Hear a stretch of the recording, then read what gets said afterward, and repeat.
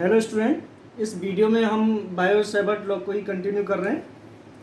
इस वीडियो में हम डिस्कस करेंगे magnetic field at any point due to the current carrying straight conductor. आइए देखिए मेरे साथ।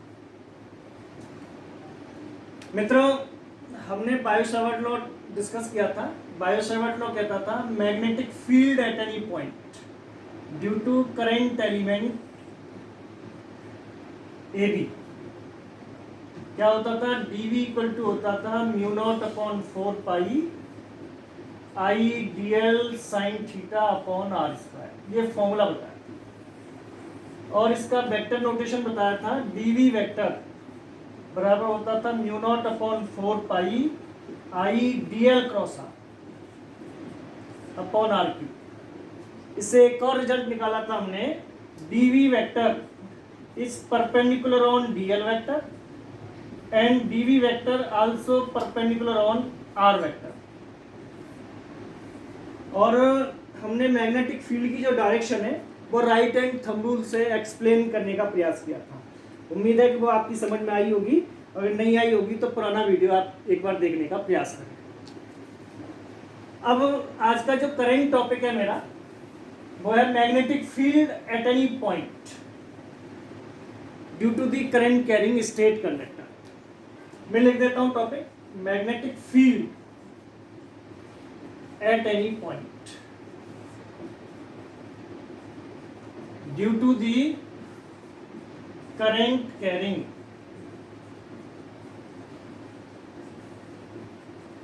Straight conductor.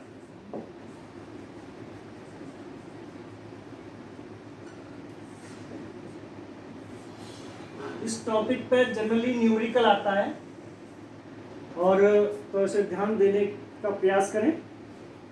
देखिए, मान लीजिए मेरे पास करंट कैरिंग स्टेट कंडक्टर है, इसमें करंट आई पास हो रहा है। पिछले वीडियो में हमने डिस्कस किया था कि अगर पॉइंट कंडक्टर की लाइन पे है, इस साइड हो सकता है या इस साइड हो सकता है, तो दोनों पॉइंट पे मैग्नेटिक फील्ड जीरो होगा। अगर इस साइड है तो इसका मतलब क्या था, थीटा की वैल्यू जीरो होगी। अगर नीचे की साइड ले रहे हैं पॉइंट तो थीटा की वैल्यू क्या होगी, 180 डिग्री होगी।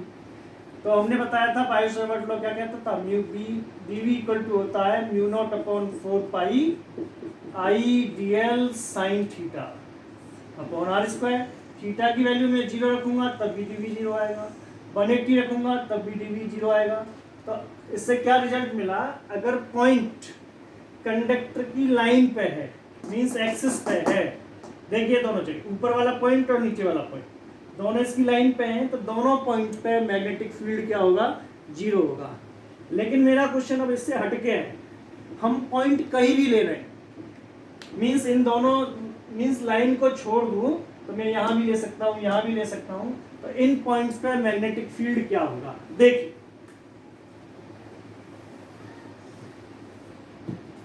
Topic is magnetic field at any point due to the current carrying straight conductor.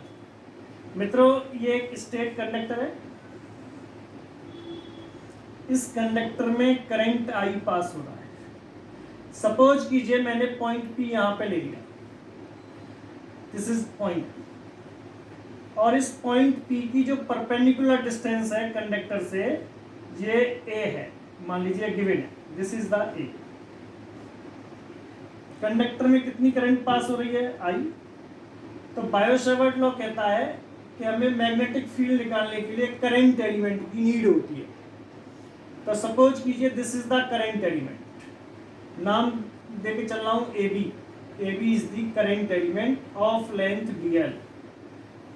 तो हम बायो-सेवर्ट लॉ में एक लाइन खींचते थे करंट एलिमेंट से जो पी तक को मीट करती थी। तो यहाँ पर हल्का सा चेंज कर लेते हैं, दो लाइन ड्रॉ करते हैं, एक पॉइंट ए से एक पॉइंट बी से। ठीक है, जैसे मैं कहता था वहां पे इस लाइन की लेंथ कितनी मानता था मैं, r मानता था। तो यहाँ पे मान लीजिए लेट कर लीजिए, A P nearly equal to क्या होगा, B P nearly equal to r। ये मान लीजिए ये जो लाइन है इसकी लेंथ कितनी हो गई, r मान लीजिए। ये एंगल सपोज कीजिए थीटा है, तो ये भी कितना होगा, थीटा ही होगा। इस पॉइंट को मैं सी कह दूं, तो ये जो एंगल है CPA, इसकी वैल्यू को मैं फाई मान लेता हूं। मैं क्या कह रहा हूं, एंगल CPA बराबर फाई मान लिया, लेट कर लिया। और दैट्स वाई ये जो एंगल होगा, एंगल APB, इसकी वैल्यू को मैंने D फाई मान लिया, small angle, current element show कर रहा है। अब एक और कंस्ट्रक्शन कर दीजिए, इसमें ए से पॉइंट BP पे एक परपेंडिकुलर ड्रॉ कर लीजिए एंड। तो मैंने क्या किया, देखिए P is the point,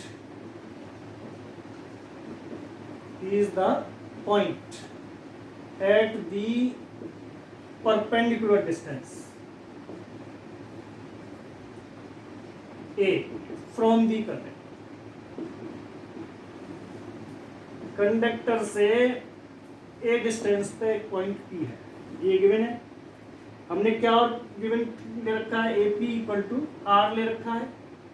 तो मैं और आप दोनों जानते हैं, तो magnetic field at point P due to current element AB of length DL। मित्रों, DV बायोसावर्ट लॉ कहता है DV इक्वल टू होता है mu naught upon 4 pi I DL sine theta upon R square. ये फॉर्मूला आ गया, equation 1 मान लीजिए। अब इस फॉर्मूला को आप देखिए एक बार, जैसे हम पहले लेते थे सर्कुलर कंडक्टर ले लेते हैं तो उसमें R की वैल्यू फिक्स्ड आती थी, लेकिन इसमें R की वैल्यू फिक्स्ड नहीं है। मान लीजिए मैं करंट एलिमेंट को इस जगह से लेकर के यहाँ पे ले लूँ कहीं, तो R की वैल्यू किसके बराबर आ गई, A के बराबर आ जाएगी, R इक्वल टू A। और थीटा की वैल्यू कितनी हो जाएगी, 0 डिग्री, सॉरी यहाँ पे लूंगा मैं, तो थीटा कितना हो जाएगा, 90 डिग्री। थीटा की वैल्यू भी चेंज हो रही है, R भी चेंज हो रहा है। तो दो टर्म यहाँ पे वेरिएबल है, तो इसको इंटीग्रेट करना थोड़ा मुश्किल है। तो हम क्या करेंगे, इन दोनों में से एक टर्म को गायब करने का प्रयास करते हैं। और मैं आपको हिंट दूं, मैं इन दोनों टर्म को गायब करके फाई के टर्म्स में आंसर लाने का प्रयास कर रहा हूँ। तो फाई के टर्म्स में इसे हम इंटीग्रेट कर देंगे। मीन्स फाई कहाँ से कहाँ तक हो सकता है, यहाँ तक, और नीचे इस साइड फाई 1 से लेकर के फाई 2 तक। ये एंगल सपोज कीजिए दिस इज द फाई 1, और ऊपर वाला एंगल में मैं कह दूं फाई 2। तो इंटीग्रेशन कहाँ से करेंगे, फाई 1 से लेकर के फाई 2 तक इसे इंटीग्रेट कर देंगे तो आंसर आ सकता है। तो आप देखिए, हटा दूं ये सब।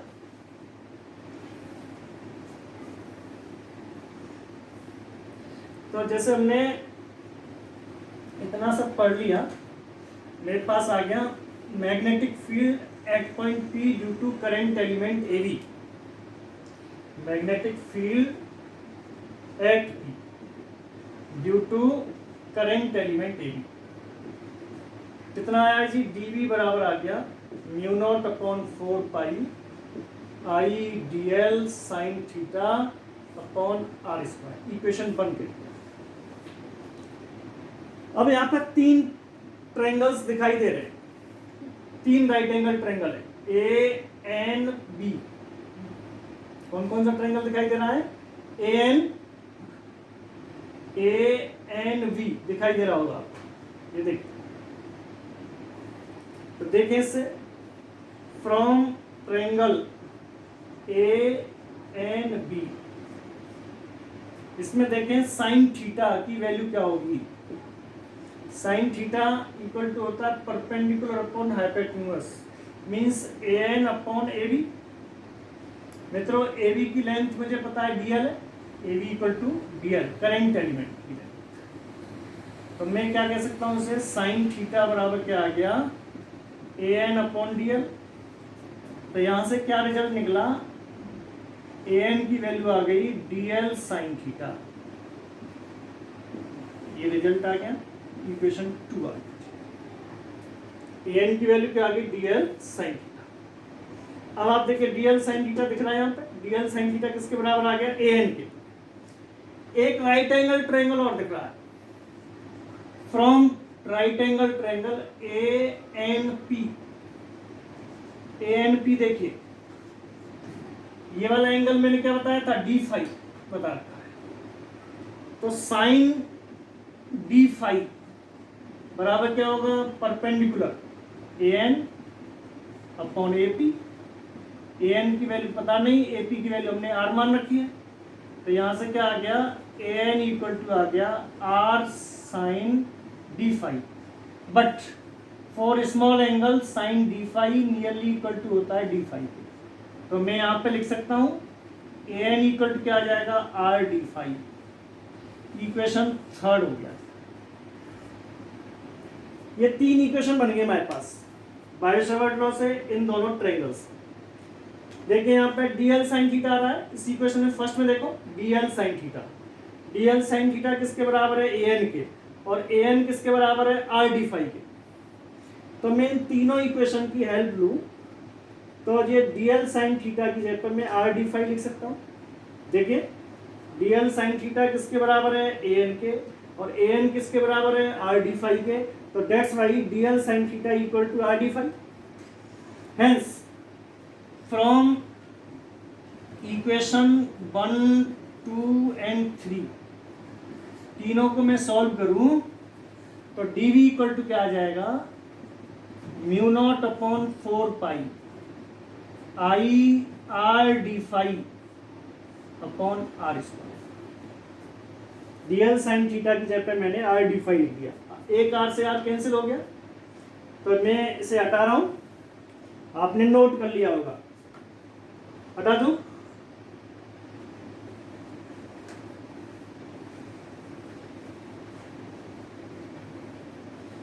तो देखिए, तो dv की जो वैल्यू आ गई mu naught upon 4 pi I D phi upon R, equation 4 कह सकते हैं आप। अब इस क्रम में भी देखिए r वेरिएबल है, फाई भी वेरिएबल है, r और फाई दोनों वेरिएबल है, तो इससे हम r को गायब कर सकते हैं अभी। तो एक ट्रायंगल और दिखाई दे रहा है आपको ACT, from right angle triangle ACT। इसमें देखेंगे cos phi, phi this angle is phi, cos phi equal to क्या आ गया, base CP upon hypotenuse AP। CP की वैल्यू क्या है, A और ये R, तो यहां से आ गया cos फाई बराबर A अपॉन R। R यहाँ पे है, तो इससे आप देखेंगे R की वैल्यू क्या आ गई, A अपॉन cos फाई। तो ये वाली जो वैल्यू है इक्वेशन 4 में रख दीजिए। हेंस dv बराबर क्या आ गया, mu naught upon 4 pi I upon A cos phi D phi. ये रिजल्ट आ गया, ये इक्वेशन 5 कह सकते हैं आप। अब मेरा काम यहीं तक था, अब आसान है आगे। अब आप देखिए इस कंडक्टर में जो करंट एलिमेंट है पॉइंट सी से ऊपर भी हो सकते हैं, पॉइंट सी से नीचे भी हो सकते हैं। मान लीजिए ये जो एंगल है इस वाला है, ये एंगल फाई 1 है, कितना है, फाई 1, और नीचे वाला एंगल मान लेता हूं मैं से फाई 2। तो ये सी से नीचे माइनस के एंगल और ऊपर प्लस के एंगल। तो मैं आपसे कहूं magnetic field due to whole conductor, magnetic field due to whole conductor, मित्रों कितना हो जाएगा, b बराबर आएगा integration minus phi 2 plus phi 1। नीचे वाले एंगल्स पॉजिटिव नेगेटिव, ऊपर वाले positive, mu naught upon 4 pi I upon A cos phi D phi. ठीक है जी, mu naught constant, 4 constant, pi constant, A constant, I constant, ये पूरा फिगर कांस्टेंट है। cos फाई का इंटीग्रेशन क्या हो जाएगा, ये मैं हटा रहा हूं ऊपर,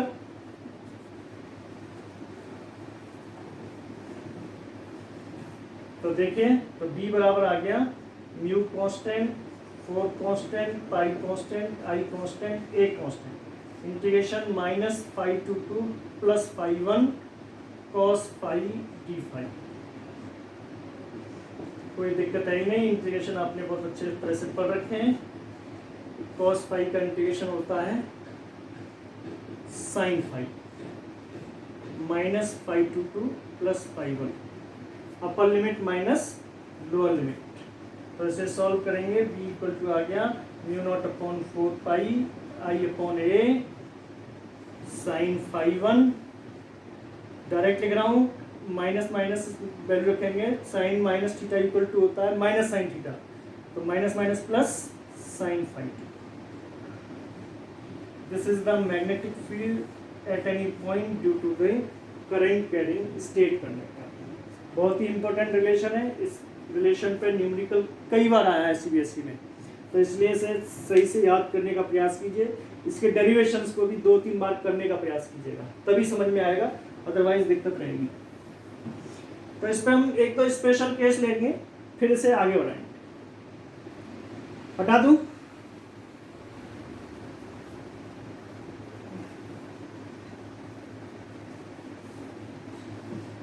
तो देखिए मित्रों, एक बार रिमाइंड कराता हूं। State conductor carrying current I, ये पॉइंट P है और इसकी जो परपेंडिकुलर डिस्टेंस है वो कितनी है, A है। तो इस पॉइंट पर मैग्नेटिक फील्ड कितना होगा, ये जो इन एंगल्स पर डिपेंड करता है। ये एंगल फाई 1 और ये एंगल कितना माना था हमने अभी, फाई 2। तो B बराबर कितना आया है, mu naught upon 4 pi I upon A bracket में sine phi 1 plus sine phi 2। ये फॉर्मूला मिल गया मुझे, बहुत ही इंपॉर्टेंट रिलेशन है। Special case first, for long conductor. Long conductor से क्या मतलब, इनफाइनाइटली लॉन्ग, ये जो एंड से काफी नीचे तक जाता है। तो इसका मतलब क्या है, जब ये इस साइड से मैं इस कंडक्टर की लेंथ को बढ़ाऊंगा, ऐसे बढ़ाऊंगा, तो ये फाई 1 बढ़ता जाएगा। ऐसे इसको नीचे की तरफ लेके जाऊं तो ये फाई 2 भी बढ़ता जाएगा। For long straight conductor phi 1 nearly equal to होगा phi 2 nearly equal to 90 degree से ज़्यादा नहीं, किसी भी कंडीशन हमेशा कम रहेगा। तो ये वैल्यू डाल दूँ मैं यहाँ पे, तो b इक्वल टू क्या आएगा, mu naught upon 4 pi I upon A sign 90 की वैल्यू 1, अगेन 1 प्लस 1 2, तो b बराबर क्या आ गया, म्यू नॉट अपॉन 4 पाई 2 आई अपॉन ए। इसे मैं काट सकता हूँ, लेकिन मत काटिए आप, क्योंकि म्यू नॉट अपॉन 4 पाई की डायरेक्ट वैल्यू होती है आपके पास कितनी, 10 to power, mu naught upon 4 pi equal to होता है 10 to power minus 7 tesla metre per ampere. ये डायरेक्ट वैल्यू है, इसलिए ज़्यादा बेटर है कि मैं काट लूँ। ये रिजल्ट पता चल गया। एक और क्वेश्चन देखिए, केस सेकंड। केस सेकंड में मान लीजिए कंडक्टर लॉन्ग स्टेट है ये, लेकिन पॉइंट P बिल्कुल यहाँ पे इस वाले एंड्स के जस्ट सामने ये पॉइंट P है। तो इसका मतलब क्या होगा, आप देखिए यहाँ से इस कंडक्टर को मैं नीचे की तरफ लेके आ रहा हूँ ऐसे, तो फाई 1 की वैल्यू कंटिन्यू कम होती जाएगी। तो फाई 1 कितना हो गया, जस्ट सामने फाई 1 हो गया 0 और ये इनफाइनाइट तक है। तो इसका मतलब क्या होगा, फाई 2 की वैल्यू हो गई 90 डिग्री। तो फाई 1 0 होगा, तो साइन 0 की वैल्यू 0, ये 1। तो इस टाइप की शेप के लिए आंसर क्या आएगा, तो b बराबर आएगा mu naught upon 4 pi I upon. मेरे ख्याल से समझ में आ गया होगा। इस पे इन दोनों फॉर्मूलाज पे बेस्ड कई सारे न्यूमेरिकल आपको करने को मिलेंगे। तो पहले हम एक एग्जांपल लेते हैं, फिर आगे बढ़ेंगे।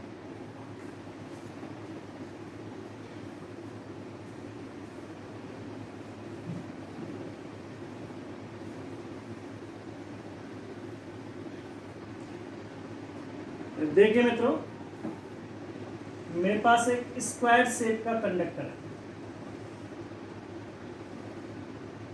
आप ऐसे कह सकते, और इस कंडक्टर में करंट आई पास हो रही है, current I passing through the conductor. तो क्वेश्चन कहता है find the magnetic field at the centre of the conductor. Square के सेंटर पे मैग्नेटिक फील्ड कितना होगा, और ये जो कंडक्टर की जो साइड लेंथ है ए रखी, तो बड़े आराम से आप कर सकते हैं। एक कंडक्टर को देखिए, पहले इस वाले को देखिए आप, फाइनाइट लेंथ है, और जैसे ये है, अभी हमने स्ट्रेट कंडक्टर के लिए डिस्कस किया था, ये पॉइंट पी पर निकाल लेते, तो इसकी परपेंडिकुलर डिस्टेंस देखते हैं। परपेंडिकुलर डिस्टेंस कितनी हो जाएगी, टोटल है ए, तो ये कितनी हो गई a/2। फिर हम क्या करते थे, एंगल डिसाइड करते थे, तो ये जो एंगल बनेगा यहाँ पे कितना होगा 45 डिग्री का। आपने ज्योमेट्री बहुत सही से पढ़ रखी है, ये भी कितना होगा 45 डिग्री, 45 क्यों, ये दोनों साइड बराबर हैं, और ये 190 का ये हो गया, 90 का ये हो गया, ठीक है, और मिड पॉइंट से जा रहा है, ये भी साइड बराबर, ये भी साइड बराबर, ये 45 पे रह गए। आपकी समझ में आ गया होगा। अब आप देखिए, तो हम और आप जानते हैं b बराबर भी बताया था μ0/4 I/a ब्रैकेट में sin φ1 plus sin φ2, μ0 as it, 4 as it, pi as it, I की वैल्यू एजिट, a की वैल्यू कितनी लेंगे a/2 2 पर आ जाएगा, sin 45 प्लस sin 45, तो μ0/4 2I/a sin 45 की वैल्यू 1/√2 प्लस 1/√2, और ये हो गया 2/√2, तो 2√2 बच गया, तो 2√2/4 I/a, और μ0 भी रहेगा, ये आ गया। और तो ये देखिए 2√2, ये 2√2 बिल्कुल सही है। अब आप देखिए केवल ये कितने पार्ट के थ्रू आया, इस वाले पार्ट b1 की वैल्यू आ गई, ऐसे इसमें 3 पार्ट और है, तो 3 बार और ऐड करना पड़ेगा, तो b इक्वल टू कितना आ जाएगा 4b1, 4 का मल्टीप्लाई और कर दीजिए, तो b बराबर कितना आ जाएगा 8√2 μ0 I/4 काटना चाहो तो इसे काट दो, 2 से कट गया, तो b बराबर आ गया 2√2 μ0 I/4। अब आप मुझसे ये कह सकते हैं जी आपने एड ही क्यों कर दिए, तो इसके लिए हमें राइट हैंड थंब रूल लगाएंगे, तो आप देखेंगे चारों कंडक्टर के कारण से मैग्नेटिक फील्ड कैसे जाएगा, बोर्ड के अंदर जाएगा, तो आप डायरेक्शन भी दिखाते हैं, इनवर्ड डायरेक्शन। तो इस तरह से मित्रों हम magnetic field due to the straight conductor निकाल सकते हैं। इस पर आप कई क्वेश्चन करने की प्रैक्टिस कीजिए, और क्वेश्चन करके मेरे पर्सनल नंबर पर आप दीजिए। Thank you.